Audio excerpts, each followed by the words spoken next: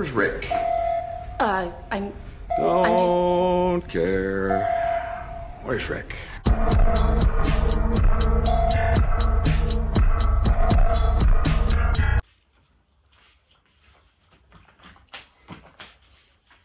So, bro, the GOAT debate, actually not the GOAT debate, actually, like the Ballon d'Or debate between who deserves to win the Ballon d'Or between Messi and Haaland is crazy. It's crazy. So, you know what, man? Let's just go through who has the most chances of winning the Ballon d'Or between Ballon d'Or 2023. Who has chances like to win the Ballon d'Or between Messi and Haaland? So, but first, wash again. You know the vibes. It's your boy Geelbooi. Yeah, but I'm gonna guide this my idol.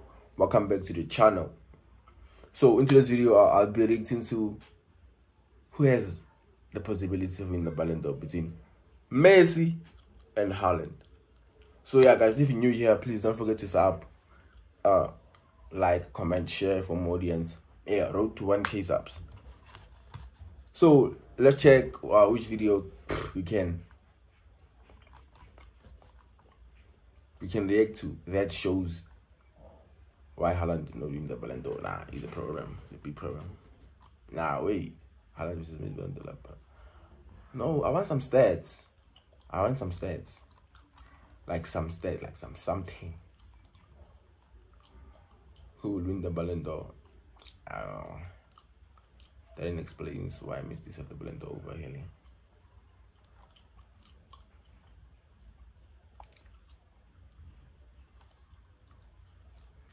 Messi vs Haaland, who wins the Ballon d'Or? Yeah, okay. I think yeah, we got the video. Let's just let's get to it. Let's get to the clip. Low-key, I want it to be Messi. High-key though. Like, it's gonna be like a take off out of like the career 8 Ballon d'Ors. That's a world record. Who will break that? Who will break Messi? Take into consideration the player's seasonal effort, so the 2022-2023 season, precisely starting on August 1st, 2022 till July 31st of 2023. So most of Messi's Leagues Cup performance with Miami and Manchester City's win in the UEFA Super Cup are not taken into consideration. 30 players from 17 different countries representing 7 football federations. Only 2 of them are considered contenders by most football experts to win the Ballon d'Or: Lionel Messi and Erling Haaland. The Argentine with 3 trophies on his belt, the League One and the Champions Cup with PSG, and the 2022 FIFA World Cup with Argentina. As for the Norwegian, 3 trophies with Manchester City, the EPL, the FA Cup and the Champions League. Individually, Messi won a FIFA World Cup Golden Ball, 5 Man of the Match awards in the World Cup and the Laureate Sportsman of the Year award. Haaland with the European Golden Boot, the top goal scorer in the Champions League and a UEFA Best Player award. Stat-wise, Leo had 56 appearances, 41 goals and 26 assists, 67 direct goal contributions. As for Haaland, 61 appearances, 60 goals and 10 assists. What? Ain't no way, bruh.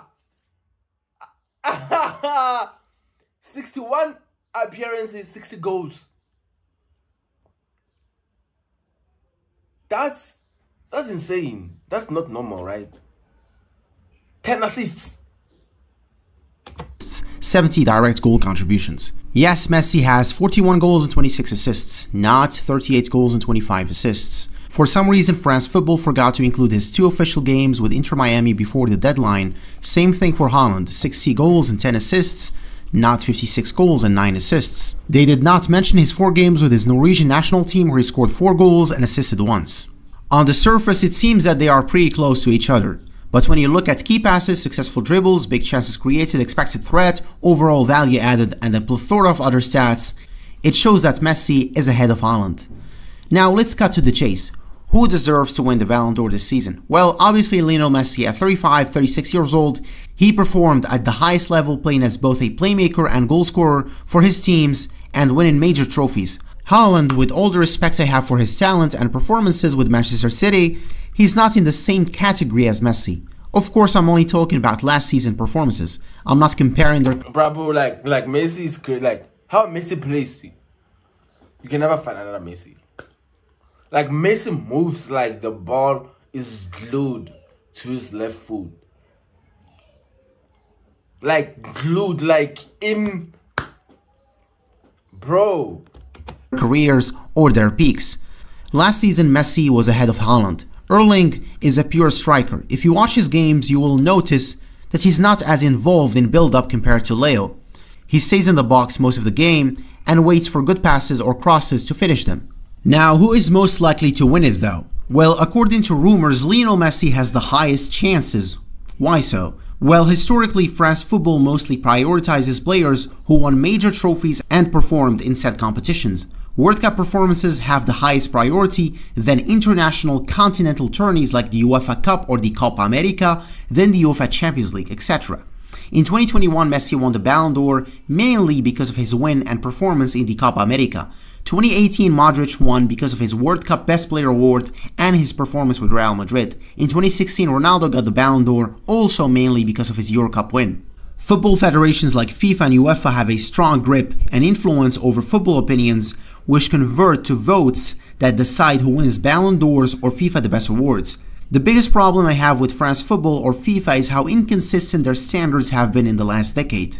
In 2013, Ronaldo won a FIFA Ballon d'Or, a time where it was rewarded for a player's yearly performance, not seasonal. And although he performed well on an individual level, but his team didn't win any trophies that year.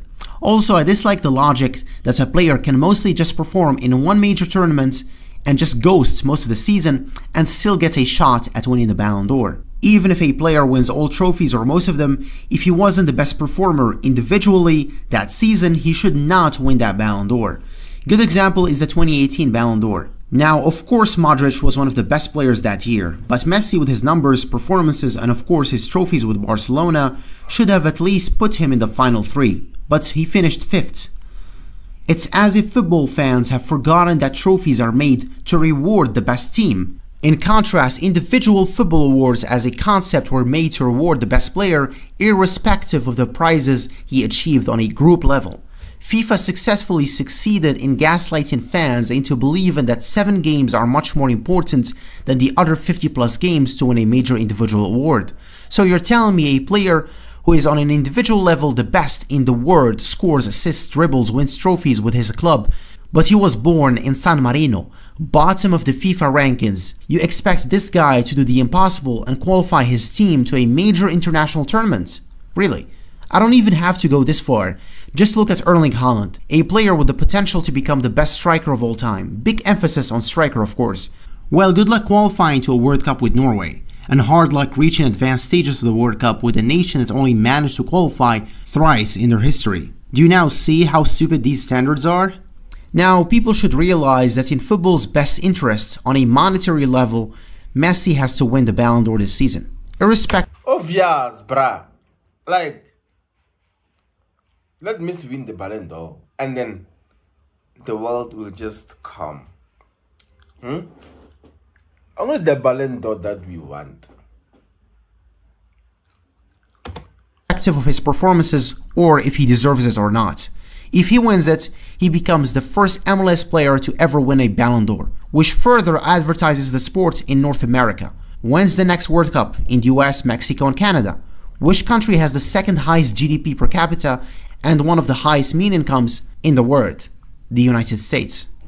Unless they change their mind after Messi's recent press conference where he said he doesn't really care about winning the Ballon d'Or, which might turn things around, but honestly, I'm probably just overthinking it. Football federations, associations, magazines, and journalists, and everyone who participates in annual football awards have to evolve with the current times and consider different ways to evaluate players. In the last 10 years, football has seen so many advancements regarding ways to quantify a player's ability using advanced football. But wait. yeah, the question is who wins the Ballon d'Or between Messi and Haaland. But then what I'm listening to, what I'm watching here, is somebody telling, like, it is Zio telling us how Messi is supposed to win the Ballon d'Or. He's not stating, but maybe I'm wrong. Maybe I'm not hearing him correctly, but I think for him, Messi has to win the Ballon d'Or. It's not even a debate. Football stats, but we still rely on the vote of some journalists who do not even watch more than a game per week. I think the Ballon d'Or needs some more competition. Not from the FIFA Best Awards, no. I'm talking about a neutral company that specializes in data collection that's going to rival both of them. Opta Sports, eNetPulse, or simply a stat provider like WhoScored.com, or one of those football apps that everyone has on their smartphone. They can just create their own award show ceremony that could rival the existing ones. A quick example, WhoScored.com. It's a very popular football stat provider. They even claim to be the first website to provide such service to the public. They can team up with Opta Statistics, they can advertise the award show on their website, or they can simply start giving away awards without holding any ceremony. Now, if this ever happens, their prize list should consider the following. A Best Goalkeeper Award that focuses on clean sheets, goals conceded, and saves per game. A Best Defender Award, a focus on successful tackles, interceptions, how many fouls he commits, the less the better, the number of yellow and red cards he got, and how many times he was dribbled past. By the way, a defensive midfielder can still win this award. A Best Playmaker Award, assists, pass accuracy, key passes, big chance created, and successful dribbles, and overall value added. A Best Goal Scorer Award, goals scored, total shots per game, key passes, big chances missed, expected goals, and non-penalty goals scored. A Best Player Award, obviously the player who tops, dominates, or shows up in a multitude of stats, and of course it should be a player who was awarded Man of the Match at least 5 times that season. A Team of the Year Award, comprising the best players in their positions. A Best Youngster Award, using the same standards as the one in the Best Player Award. The Best Goal Award, using metrics such as XG, XA, basically how difficult it was to score the goal. And finally, for women's football, they get the same categories. Well, I think this makes more sense, right? Yeah. It is more fair than giving some random journalist the right to vote. The Ballon d'Or was created by a French magazine, France Football. Just because it has been around for 60-70 years, it doesn't give them legitimacy over a newer sports award. The only measurements for their legitimacy should be their rating standards and how consistent they are each season at not betraying those same standards. I think the final third will be between Messi, Haaland, and Mbappe. And logically, considering their performances last season and the trophies they won, it's Mbappe at 3rd place, Haaland at 2nd place, and Messi is your Ballon d'Or winner. Drop a subscription on the channel for more videos. Bro, we all know that Messi has to take the 8th Ballon d'Or. No matter we like it or not. And then the craziest part is that he can't be compared to none. Like, that's how it is. And then that's how it's going to be throughout, moving forward. Messi just did complete football. Messi did complete football. So, guys, thank you for watching this part of the video. So, the question still stands, because I think like the annual, like the event is gonna happen on somewhere October. So the event's still gonna have to take part. So for you, who do you think deserves, not who you think like is gonna win, who do you think deserves the Ballon d'Or between Erling Haaland or Lionel Andres Messi? And then you can leave it on the description. You can leave it on the description below. So yeah, we've reached the end of the reaction video. Thank you for watching. Don't forget to follow, like, share, comment, turn on the notification bell for more reaction videos. Geelbooi, I'm out. Yes, Yoshki.